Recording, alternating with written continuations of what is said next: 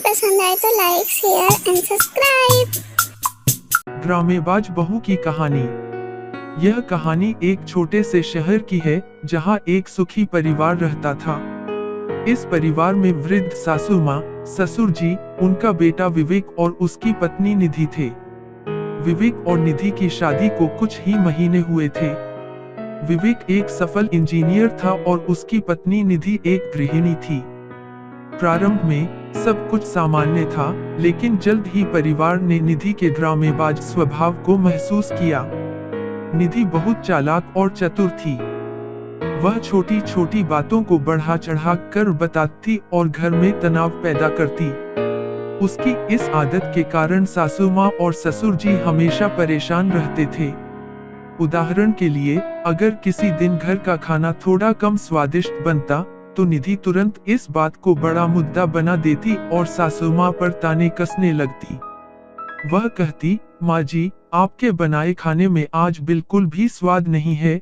आप जानबूझकर मुझे परेशान करने के लिए ऐसा करती हैं। सासू माँ को यह बात बहुत बुरी लगती, लेकिन वे चुपचाप सहन कर लेती।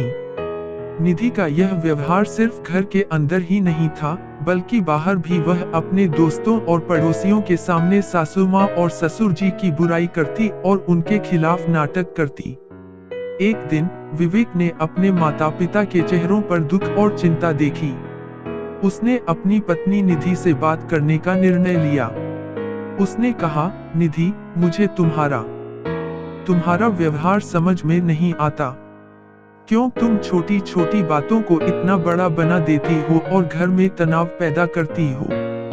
माँ और पापा ने हमेशा तुम्हारा ख्याल रखा है। निधि ने तुरंत जवाब दिया, विवेक, तुम नहीं समझते।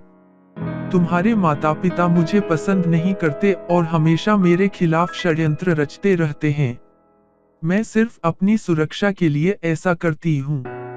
विवेक को अपनी पत्नी की बातों पर यकीन नहीं हुआ, लेकिन उसने सोचा कि शायद निधि को किसी गलतफहमी के कारण ऐसा महसूस हो रहा है। उसने निधि को समझाने की कोशिश की, लेकिन निधि ने उसकी बातों को अनसुना कर दिया। समय बीतता गया और निधि का व्यवहार और भी खराब होता गया। एक दिन निधि ने जानबूझकर खुद को चोट पहुंचाई और सबके सामने रोने लगी।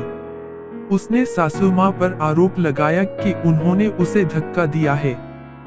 सासू माँ यह सुनकर हैरान रह गई और उन्होंने सफाई दी, लेकिन निधि ने अपना नाटक जारी रखा। यह सब देखकर विवेक को बहुत दुख हुआ। उसने निधि के इस नाटक को समाप्त करने का निर्णय लिया।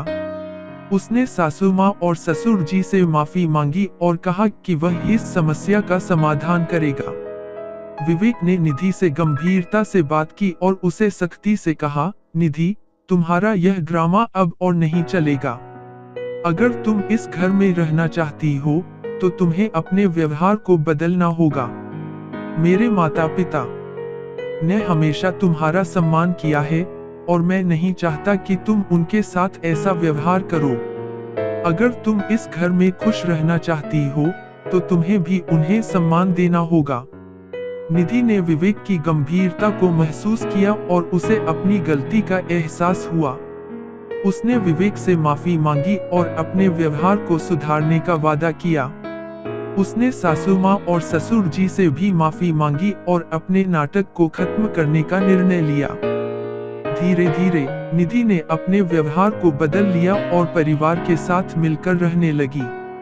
उसने सीखा कि आपसी समझदारी और प्यार से ही परिवार में खुशहाली आती है। सासू माँ और ससुर जी ने भी निधि को माफ कर दिया और उसे एक नए सिरे से अपनाया। इस कहानी से हमें यह सीखने को मिलता है कि परिवार में आपसी समझदारी और सम्मान से ही शांति और खुशहाली आती है।